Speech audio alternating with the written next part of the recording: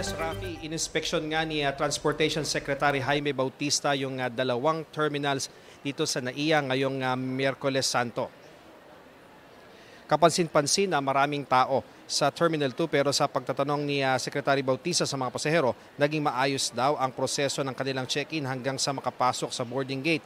Kahapon, Rafi, nakaramdam ng paghihina sa aircon sa ilang lugar nga ng departure area ng Terminal 2. Naayos na ito pero tila hindi pa nga satisfied sa lamig ng aircon ng kalihim. Hindi raw masyadong mainit pero kailangang tuloy-tuloy pa rin ang maintenance. May mga aircon daw kasi na donated pa ng mga airlines noon. Idagdag pa ang maraming tao ngayong kasagsagan ng biyahe at ang umiiral na El Nino. Ukol naman sa nabawas na upuan dito sa Terminal 3, sabi ni Bautista, ang iba rito ay nasa proseso na ng disinfection. Unti-unti raw ibabalik ang nasa departure area pero sa arrival area talaga raw binawasan ang upuan.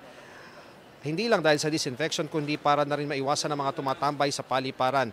Binisita rin ni Bautista ang Terminal 4, nakapansin-pansin na maluwag. Nasa 28 lamang arriving at departing flights sa Terminal 4 na pawang domestic ang destination. Natutuwa naman si Bautista na nasa 86.88% ang on-time performance ratio ng lahat ng flights sa buong NAIA kahapon. At Rafi, sa huling talangan ng MIAA, halos nasa 400,000 na ang mga dumating at umalis na pasahero ng international at domestic flights dito sa NAIA mula yan ng linggo ng pagkabuhay hanggang kahapon. At Rafi, ngayong araw nga hanggang bukas inaasahan yung bulto ng mga pasahero ngayong Semana Santa, kaya naman patuloy tayong mag-aantabay sa mga huling kaganapan dito sa NAIA. Balik sa iyo, Rafi.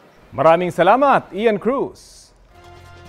Kapuso, alamin ang maiinit na balita. Bisitahin at mag-subscribe sa GMA Integrated News sa YouTube. Sa mga kapuso abroad, samahan nyo kami sa GMA Pinoy TV at sa www.gmanews.tv.